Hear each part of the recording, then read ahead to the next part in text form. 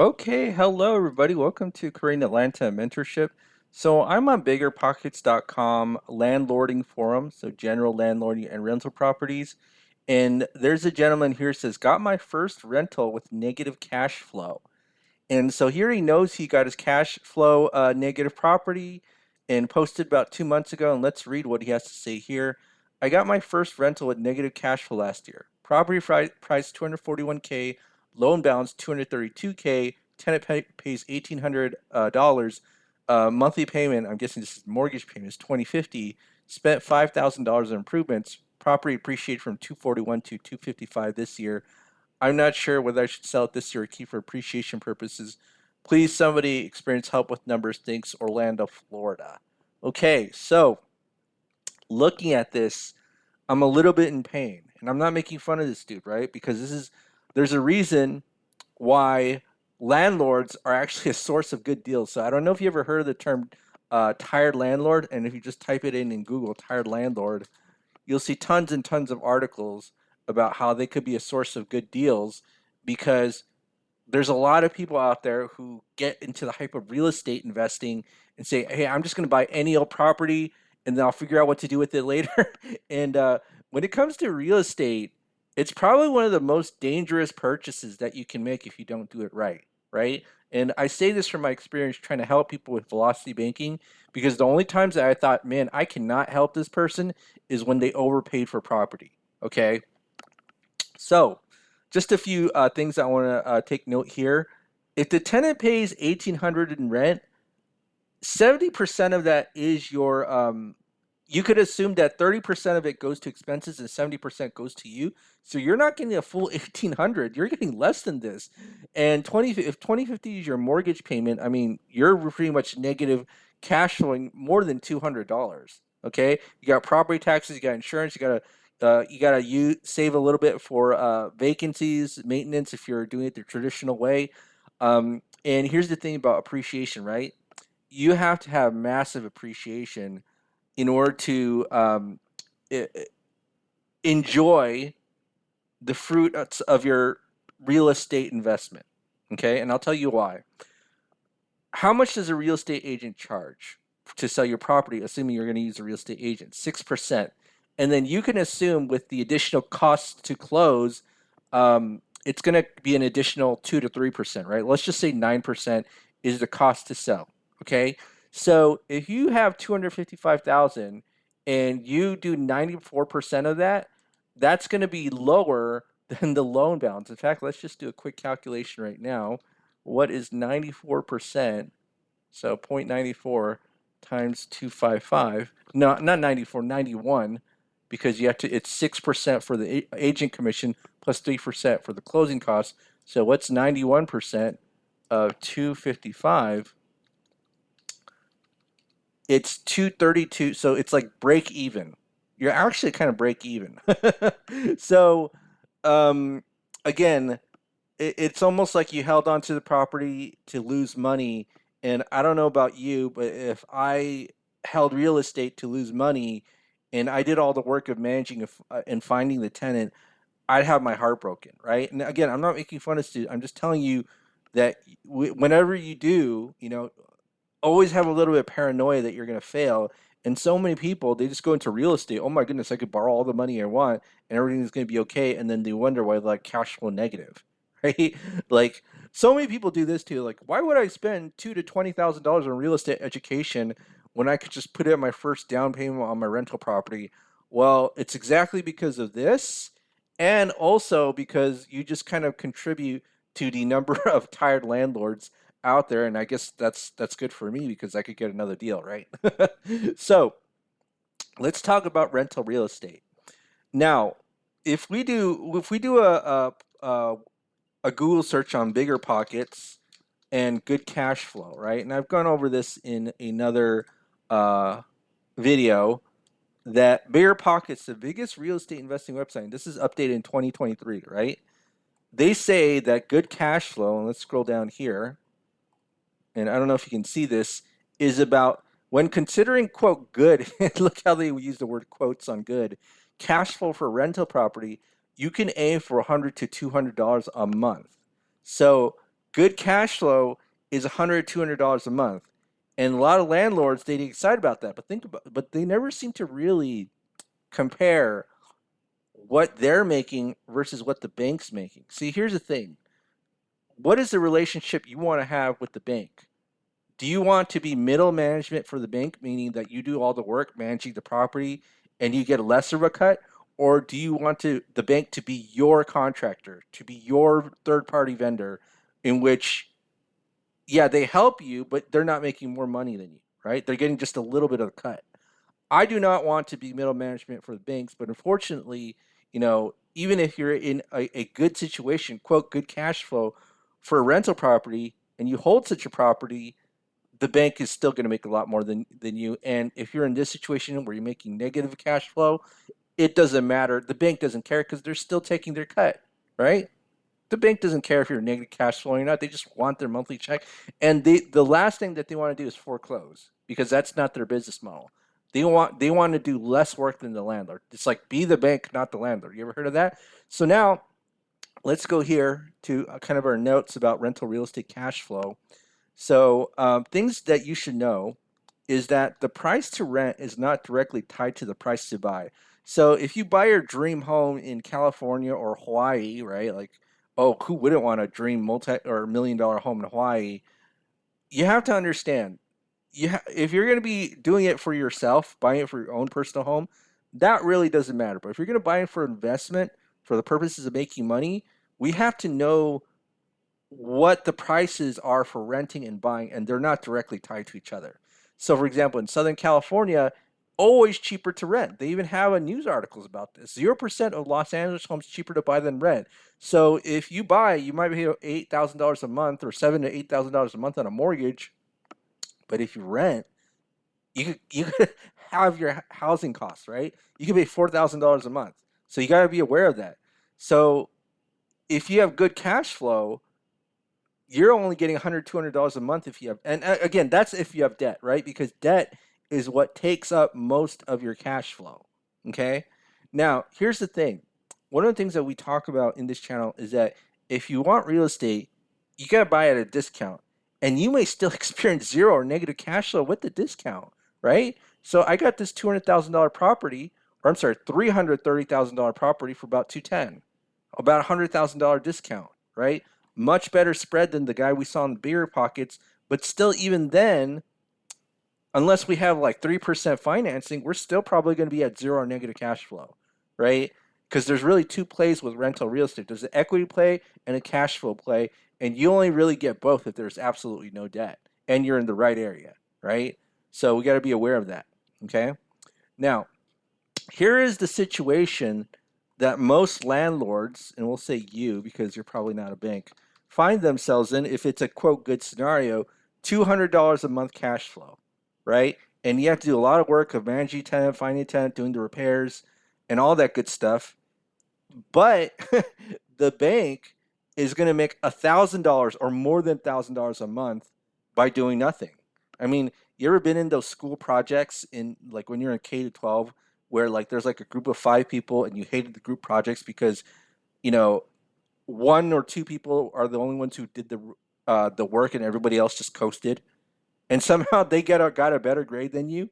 Like, you did all the work, somehow they got a better grade than you. That's the exact same situation that most landlords find themselves in, and hence they essentially become unofficial, like, middle management for banks. Right? The banks are like the executives, but you're the unofficial middle managers because you're doing all the management work, but you're not getting any cash flow or very little, 200. So which position would you rather be? $200 a month in quote good cash flow, or $1,000 a month in interest, which most of it would be cash flow, right? Because I know banks have expenses. I get that, but we'll just say for now that most of it is cash flow. Okay.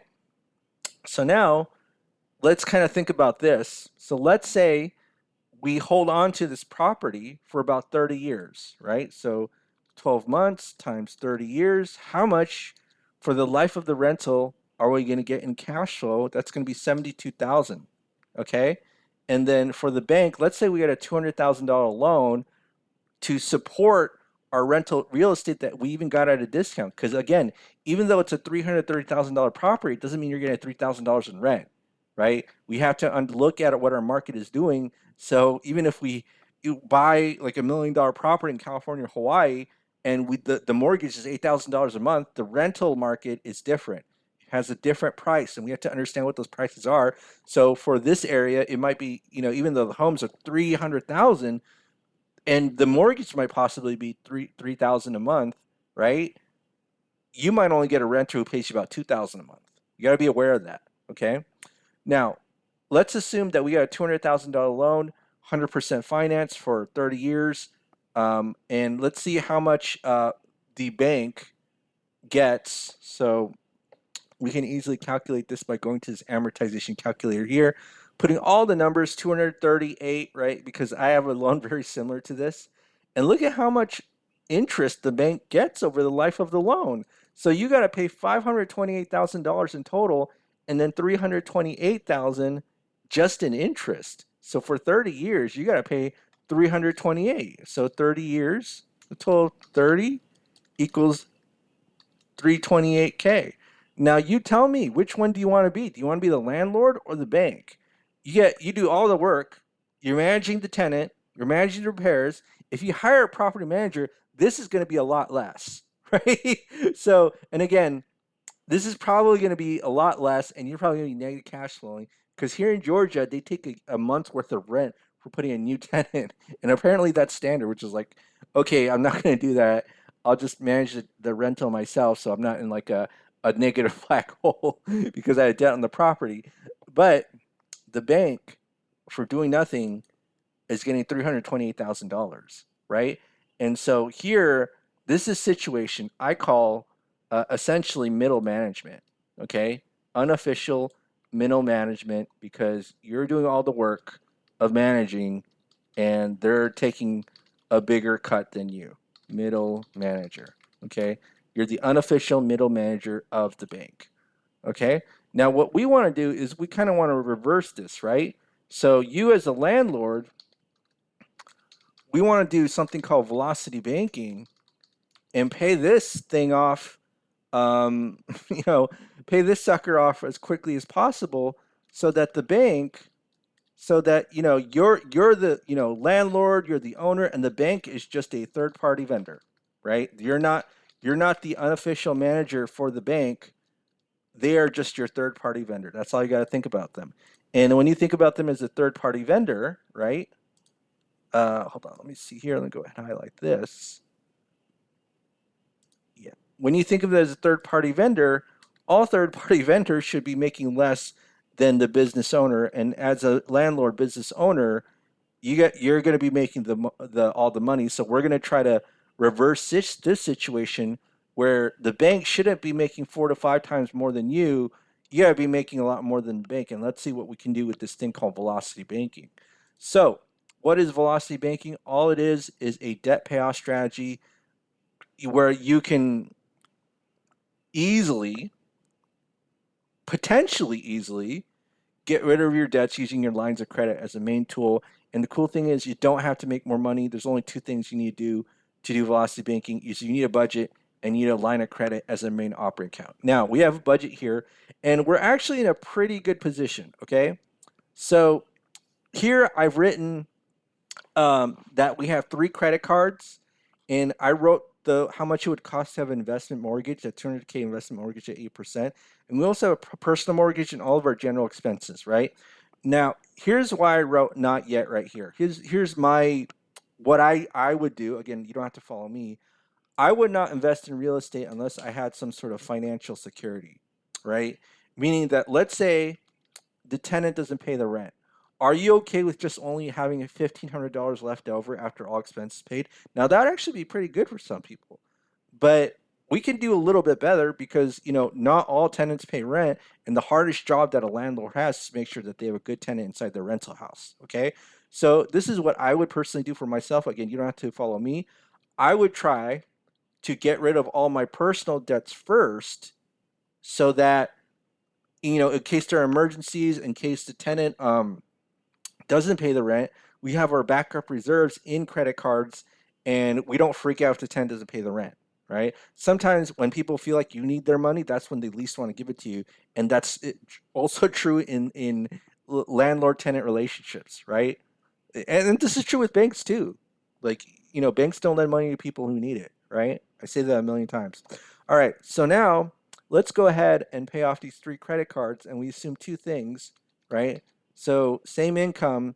Now, again, we're not investing in real estate yet, so we're in a pretty good position. But if we do invest in it and the tenant doesn't pay our rent, right, then it's going to be a little bit tough. So we kind of want to account for that.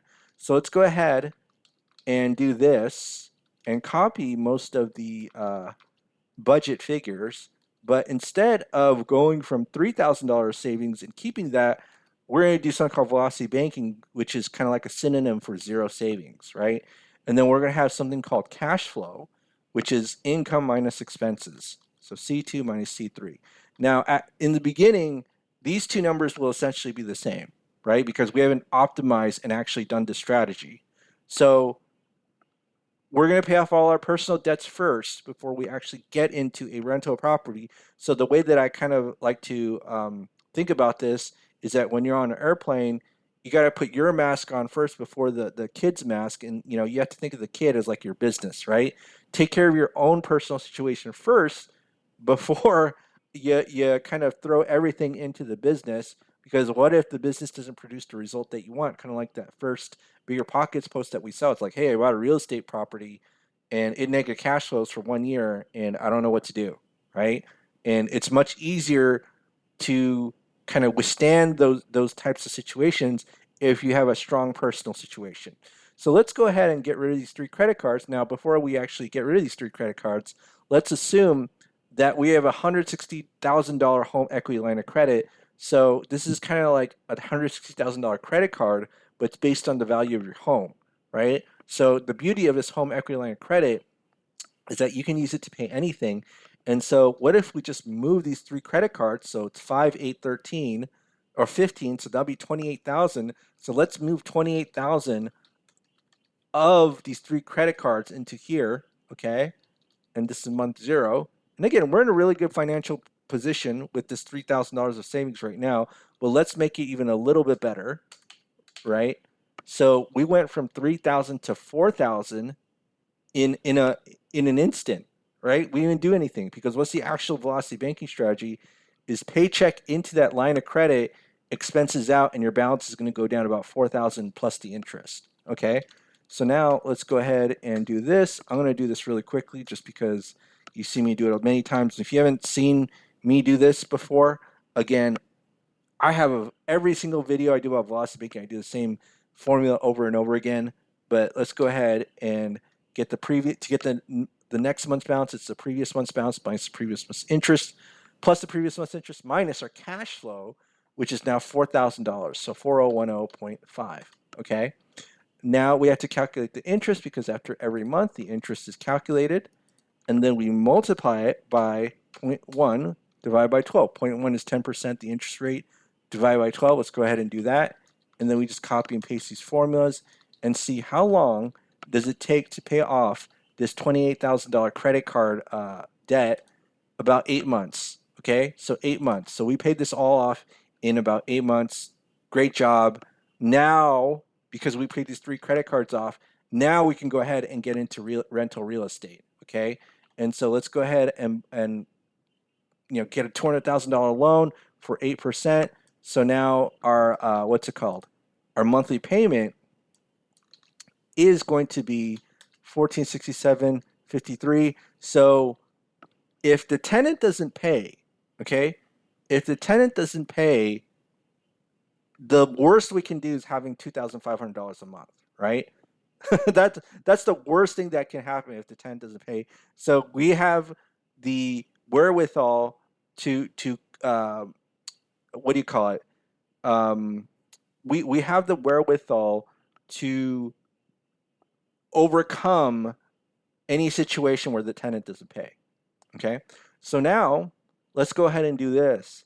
Since this is an actual investment mortgage, well, that means we have a paying tenant, right? So $7,000 isn't our only income. So let's go ahead and add the tenant's income. which is, we'll say $2,000 a month. And again, um, we don't get all of that. We only get 70% of it because 30% is going to go to expenses like insurance, taxes, and all that good stuff, and maintenance. So how much cash flow do we have? About $4,000. Okay. But there's several plays coming into here. It's not just cash flow. Okay. It's not just cash flow. It's the tenant, while the tenant is paying off your mortgage, you're getting appreciation. And once we pay it off quickly, then we're going to get a lot more cash flow. Okay. So let's go ahead.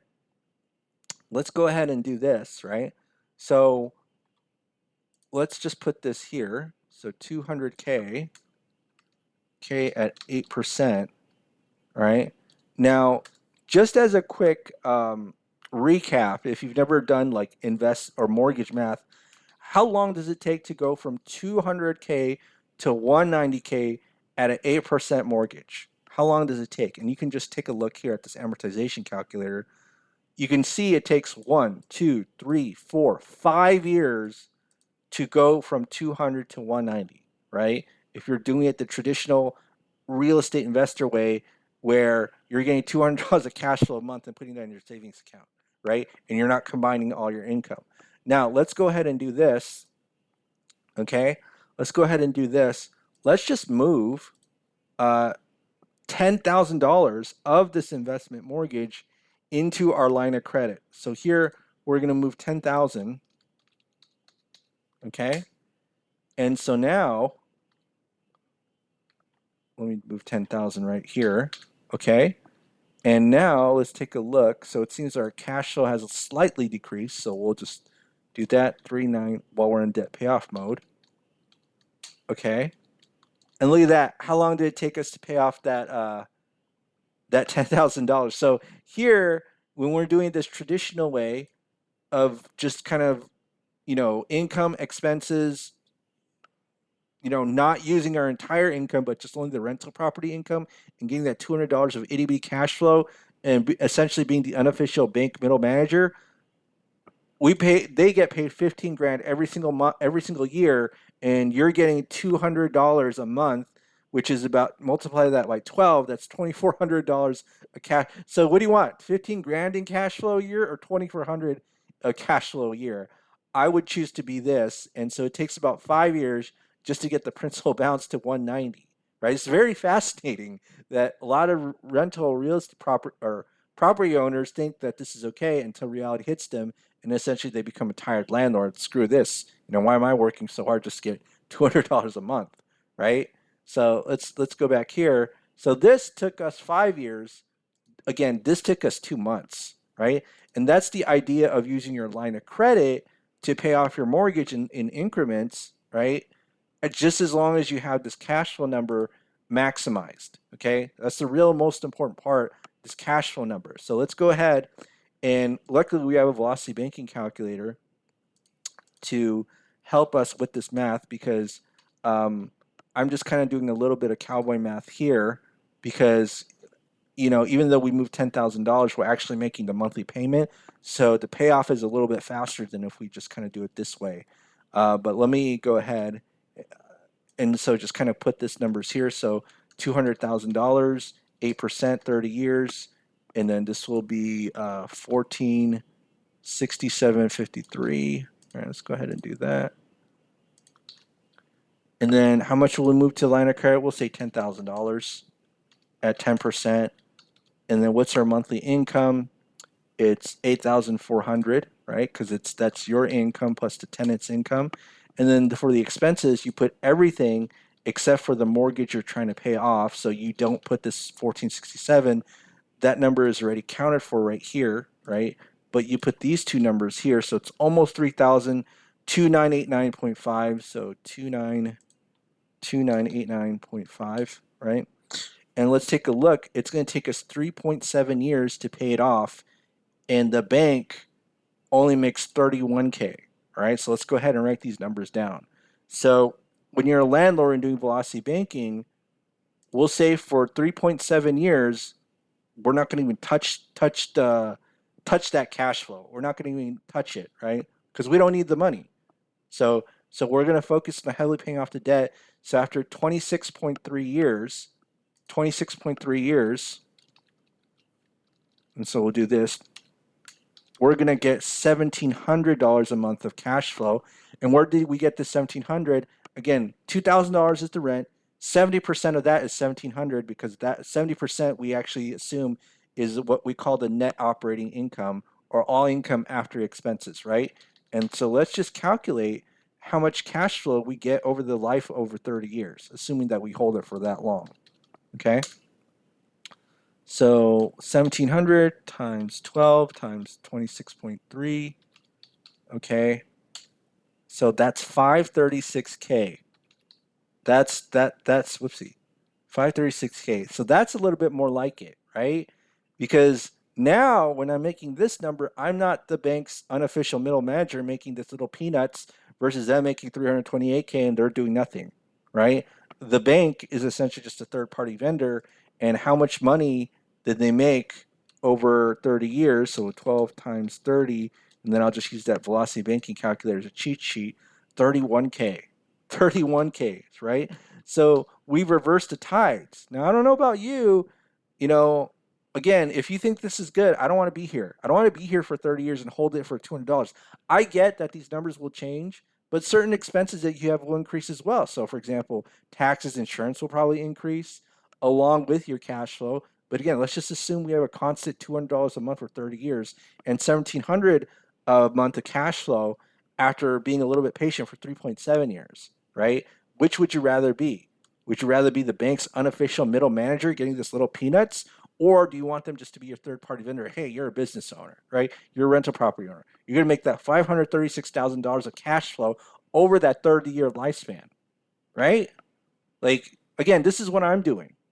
This is why I don't have like 30 houses because the hardest part of rental real estate is finding the tenant, and I don't want to do that for 30 houses. I mean, doing it for one house is a big headache enough already, right?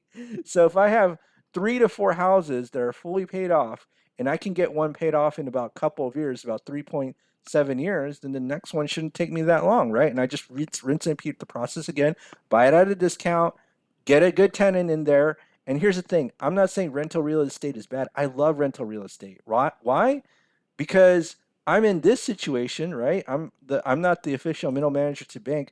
Plus, if you take a look at this is the last rental real estate check that I got from one tenant, May 31st, 2024, which is 14 grand, right? 14 grand. So I love rental real estate, but I'm just saying I don't have any plans to be the bank's unofficial middle manager. And this is why, a lot of landlords, they suffer. And that's why, you know, ma and pa landlords are essentially tired landlords because they don't see things this way. They're thinking of getting about that $100, $200 a month cash flow. And then what happens is they say, screw this, and they get added to the tired landlord list, right? Tired landlords. There's a bunch of videos about them too. Most people don't succeed in real estate. In fact, there's a reason why when you apply for business credit and you say that you're going to do real estate investing, you're probably going to get denied because they have statistics that say real estate investing has a high failure rate, right? And it also depends. There's lots of subclasses of real estate. I'm not saying lie, but when I'm always truthful. So when I tell them like the bank what field am I in, or what's my they call it the NIC ACS code or something like that. I always say I'm a lesser of residential dwellings because it's true. I'm a landlord, right? I'm a landlord. All right. Well, this is Crane Atlanta Mentorship, just another video about rental real estate and doing something called velocity banking, so I don't have to be the bank's unofficial middle manager. Now, one thing I do want to mention is that you might ask where I get this calculator. I first learned velocity banking from an educational company called Renatus, and they have this cool calculator here, right? And so, again, shout outs to Renatus, where I first learned it from. And I always like to do demos here. And I actually sell their products as a third party, quote, salesman. The official term is independent contractor marketer, but I do sell them, so I do get a commission, which is why I promote them heavily on this channel. All right, well, that's it for today. Have a great day, everybody, and we will speak next time.